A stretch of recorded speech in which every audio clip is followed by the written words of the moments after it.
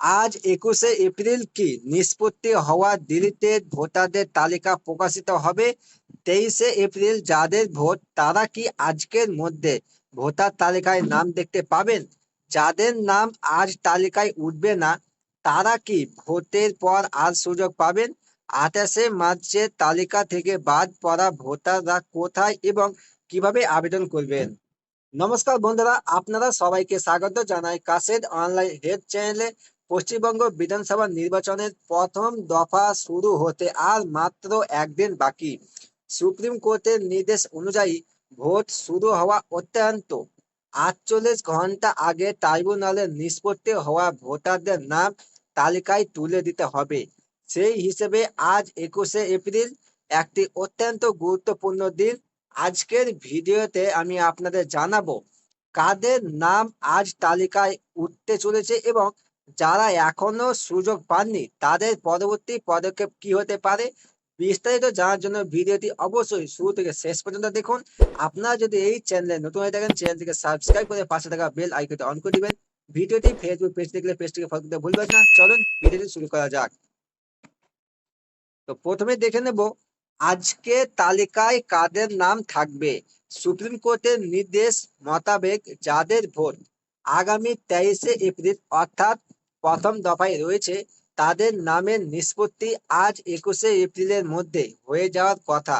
আজ যাদের নাম ভোটার তালিকায় উঠে যাবে তারা সরাসরি প্রথম দফা নির্বাচনে ভোট দিতে পারবেন। একইভাবে যাদের ভোট আগামী 29শে এপ্রিল অর্থাৎ দ্বিতীয় দফায় রয়েছে তাদের নামের নিষ্পত্তি আগামী 27শে এপ্রিলের মধ্যে করা হবে। আপনারা প্রতিনিয়ত ভোটার সার্ভিস পোর্টাল চেক করতে থাকুন আপনার নামটি তালিকায় উঠল কিনা। এবার দেখুন বিচারপতিদের ভেরিফিকেশন ও অ্যাপ্রুভাল।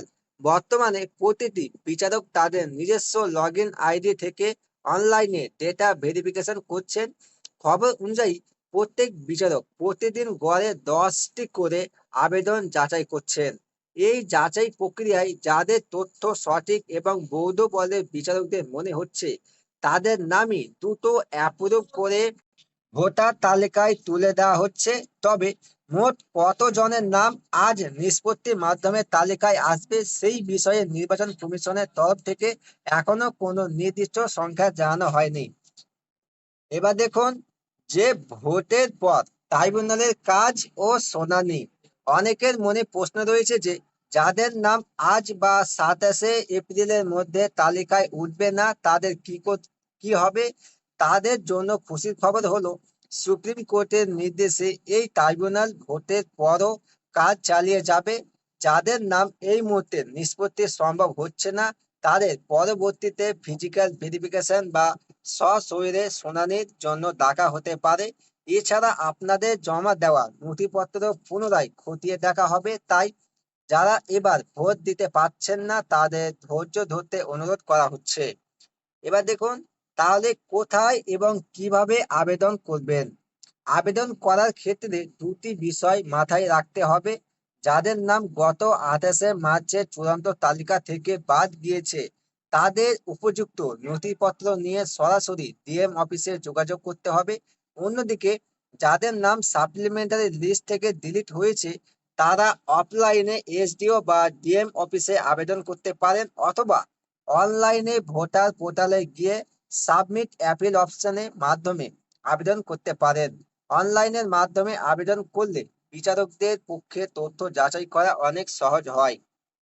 সুতরাং বন্ধুরা যাদের 23শে এপ্রিল ভোট রয়েছে তারা অবশ্যই আজ একবার ভোটার পোর্টাল চেক করে নিন আপনার নাম তালিকায় ফিরলো কিনা বা স্ট্যাটাসে কোনো পরিবর্তন এলো কিনা। তা অবশ্যই কমেন্টে আমাদের জানাতে ভুলবেন না। ভিডিওটি ভালো লাগলে লাইক করুন এবং বন্ধুদের সাথে শেয়ার করে সবাইকে এই গুরুত্বপূর্ণ আপডেটটি জানিয়ে দিন। সরকারি সব আপডেট সবার আগে পেতে আমাদের চ্যানেলটি সাবস্ক্রাইব করে পাশে থাকুন। দেখা হচ্ছে পরবর্তী আপডেটের সঙ্গে। ততক্ষণ আপনারা সুস্থ থাকুন, ভালো থাকুন।